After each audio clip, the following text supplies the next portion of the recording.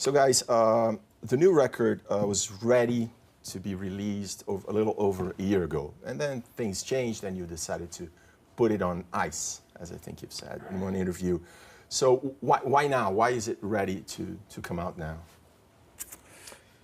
I don't think it was put on ice. It was just, you know, the world changed. There was Brexit, there was Donald Trump's election, and we just wanted to kind of see what was going to happen in the world. As kind of artists, it was important to us to see what context our songs were going to come out in. And we made a few changes, but not really very many. So we're ready to come with it now. Yeah, there was a sort of both a political apocalypse and a personal one. I think I personally wanted to go a little deeper into the songwriting, not just to respond to what Adam is saying with regards to the madness that had entered the world with Donald Trump trampling all over the American dream and everyone else's dream, but just wanted to go deeper. And you ask yourself the question, why would anybody need another U2 album? I mean, there's loads of them out there. So for me, I had to make it very personal. And so you'll see when it comes out, there's a lot of the songs are letters to both our audience, to our, my sons and daughters. There's a letter to America called American Soul, which deals with the problem. Listened to it just a few minutes ago. Yeah. You've always make reference to your roots. Even in an interview we did a few years ago, you said that you guys keep you're faithful to your punk rock roots, so to speak. But how do you? That's something that always crossed my mind. How do you reconcile being truthful to your punk rock roots with the whole grandiosity of the screens, of the super high def things, and the very detailed stage sets? We do grandiose quite well. I think it's intent. You know, if there's an emotional through line, as opposed to just junk on stage, that's what we go for. But see, that's it. You can be in a club watching a band, and they may be just a few feet in front of you, and feel a long way from that band. It's not physical proximity. It's emotional connection. And so whether we're playing a stadium or a club, it's the same emotional connection. And we use the technology to do what we used to do in our early days. We used that very physical relationship, but the attempt was to cross the boundary from stage to audience. Now we use technology a lot to do with that, and then the truthfulness of the text, hopefully, and the performance. We were just talking about the interview you guys gave to Zane Lowe, which is a famous British radio DJ, and you made reference to the fact that in Joshua Tree, you think that, you might remember that too, Adam, that many of the lyrics felt unfinished to you. Over all these years, some songs could have been better written. Going back to those songs, is that a way for you to finish them? That's a really excellent question. Poets often do revised work. They put out a revised set of poetry from the past, but singers often don't. Although I remember with Bob Dylan once, we were playing together on the same bill. He'd come down to see us play, and we must have talked him into going on stage. Or actually, no, it was his show, and he asked me on stage to sing Blowing in the Wind, and I did the worst version. I couldn't remember the lyrics. I improvised, and I said, "I'm so sorry, Bob," and he said, "I change them all the time." Yeah, he does. And he barely sings them. Well, it's like a jazz man. It's an improvisational thing. So the work, sometimes I'm reverent to the text, and sometimes the band are reverent to the arrangement. But sometimes it's okay to to move forward and try a new take on the lyrics. So you think that maybe after this tour, you can finally put Joshua Tree to rest and say, now we finally know how to play this, and now I know how to finally sing this. No, I think we might be done. I don't.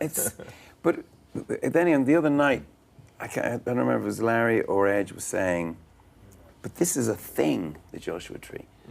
It's like Pink Floyd's The Wall. It's a show. It's like, we could do it again. I was thinking, really? And because it has been quite a ride for us, and we have enjoyed it, and it's hard to say goodbye to it. And we're saying goodbye to it in Brazil. This is our last. This is our swan song, and that brings out strange feelings. We had never played before the album in order, and we will never play it again. Is the plan so far, unless we change it.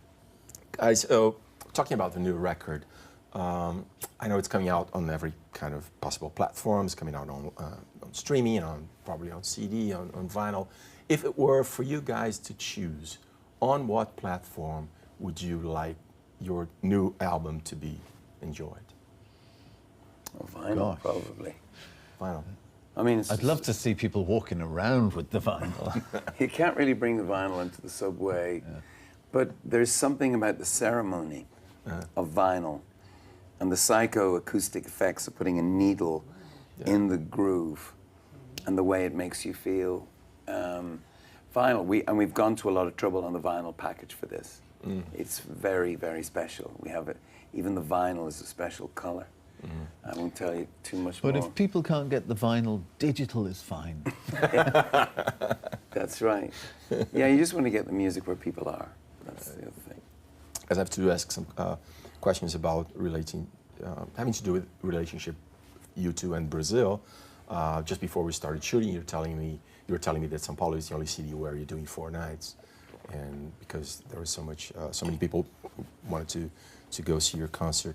And when you were recently in Argentina and you met with the president there, President Macri, you made reference to an activist that was Maldonado, who had disappeared and hasn't been found yet.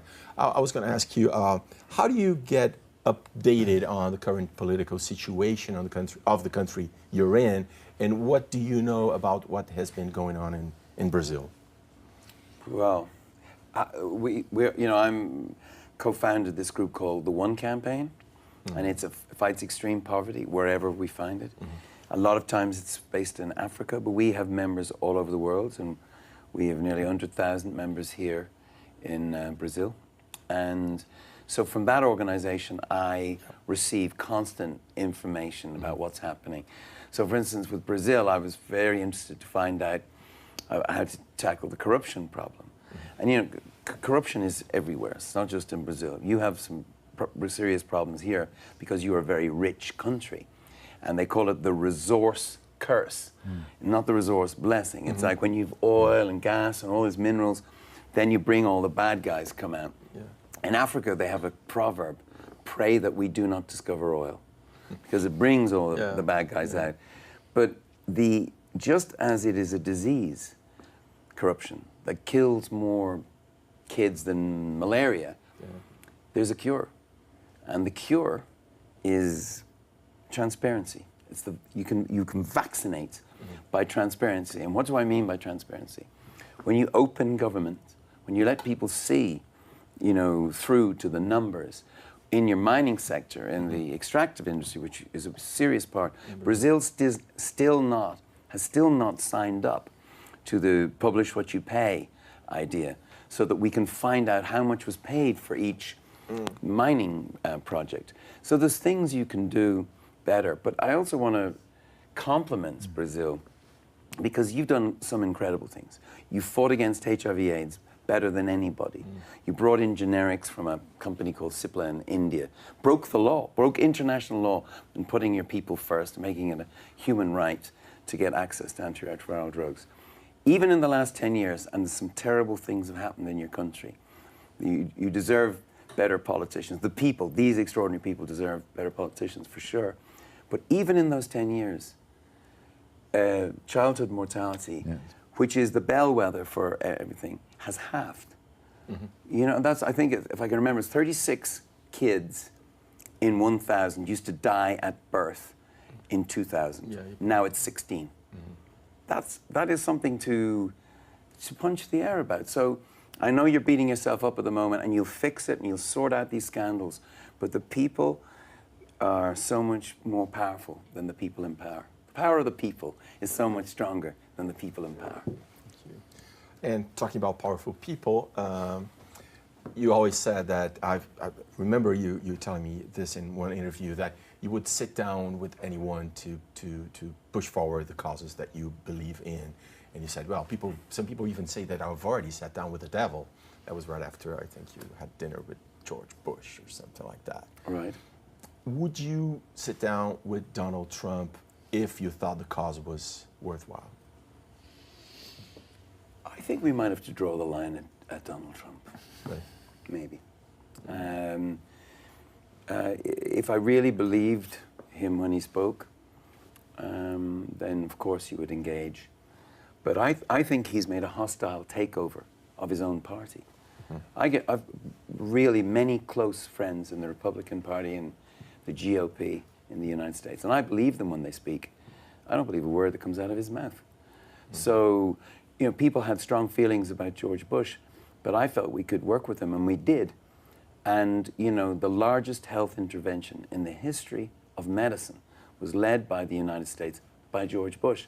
We worked together, we got places. So I would not be too pious about who you sit down with. But he, you know, and it's personal because of the way he talked about protesters. He said, you know, in the old days we used to smack that guy, we used to, you know, give him a punch, which was an invitation to violence for protesters. I was a born protester. He's a born protester. So this was an attack on us personally. And there are probably other things that you feel strongly about. Well, I just feel you can't trust him, and he's no understanding of democracy. I mean, clearly no understanding of democracy.